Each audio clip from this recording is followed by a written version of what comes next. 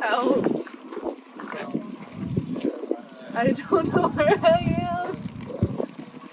Hi, this is me. You're probably wondering how I got into this situation. To tell it properly, we'll have to start at the beginning.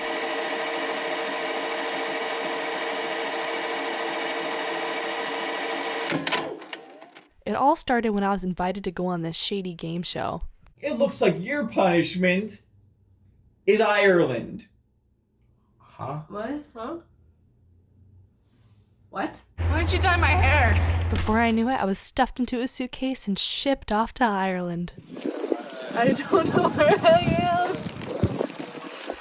They shoved me in a bag and put me here. I don't have any money.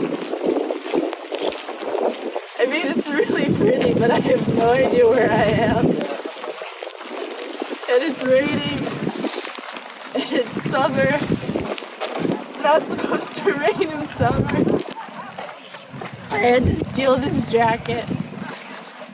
I decided I needed to start looking for some positives.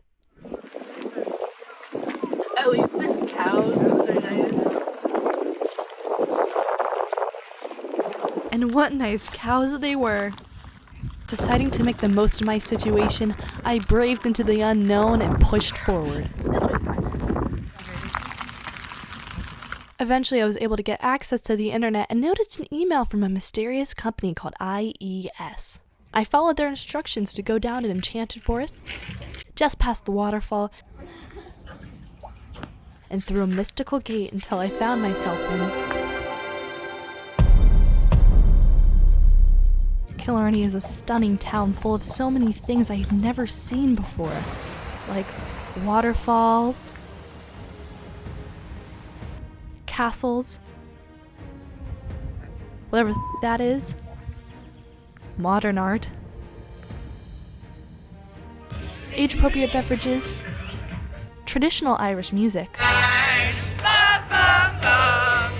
Harley Davidson, and even a cat. God, I wish we had those in America. There are so many places to explore. I even made some new friends, some furrier than others.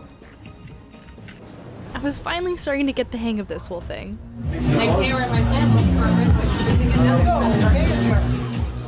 I found out I was here to study at the West End School of Arts, which only employed the most serious and prestigious of professors.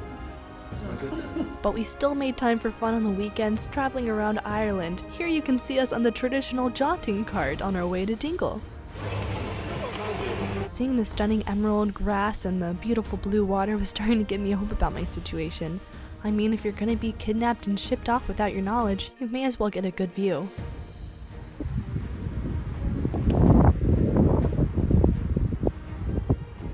We can just ignore this part. You don't need to read it. We spent one weekend traveling to the Blarney Castle and Gardens.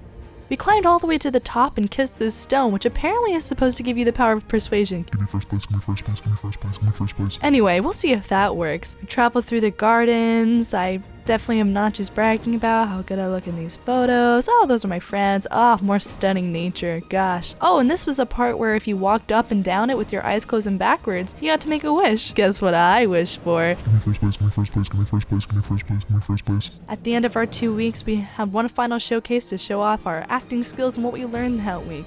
Believe me, it's good this part is muted. It was a very depressing monologue. It would really put a damper on the whole thing.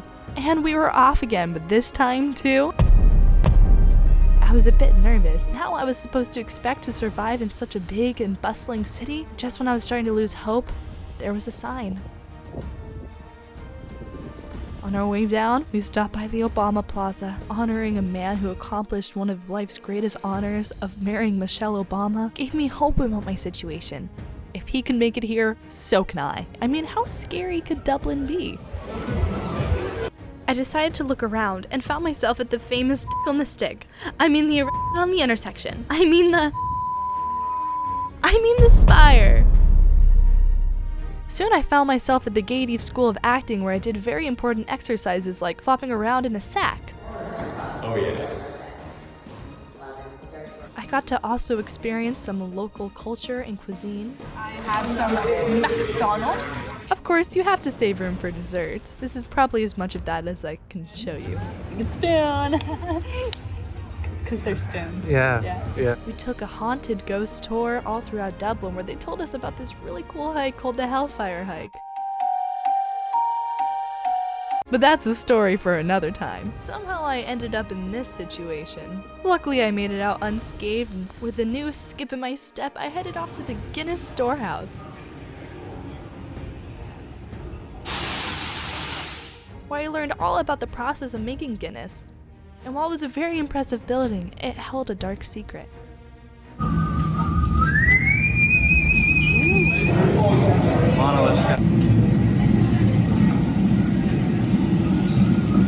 sorry. It's just really up that they're using animal labor here to make their beer. Like, he has not stopped since we've been here. He hasn't gotten a single break. Is it worth it? The next time you drink a pint of Guinness, ask yourself, is it worth it?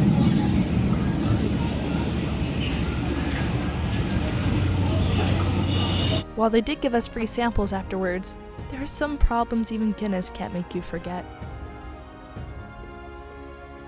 But later outside, I saw these two pigeons in love, and it gave me yet hope for humanity.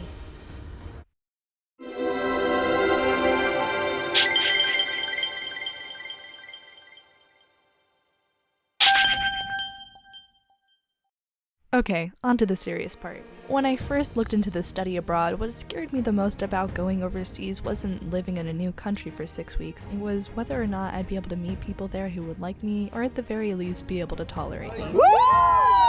It was a huge plunge I had to take. The face. Oh, it's really cold. Oh, there it is. And I'm so thankful I did. These people turned out to be as silly, if not even more goofy than I am. I couldn't ask for a better group of people to spend these 6 weeks with, and they must have really liked me too, because they let me recreate the scene from The Little Mermaid, although it kind of didn't work.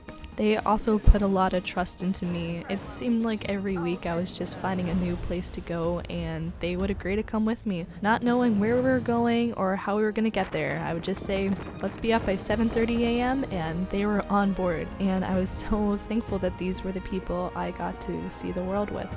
The world is really only worth seeing if you have someone to see it with, and as beautiful as all the places I saw were, my brightest memories are really all the laughs we shared. But it wasn't just the people I met on the study abroad. It was all the people in the cities we went to who would laugh with us, sing with us, dance with us.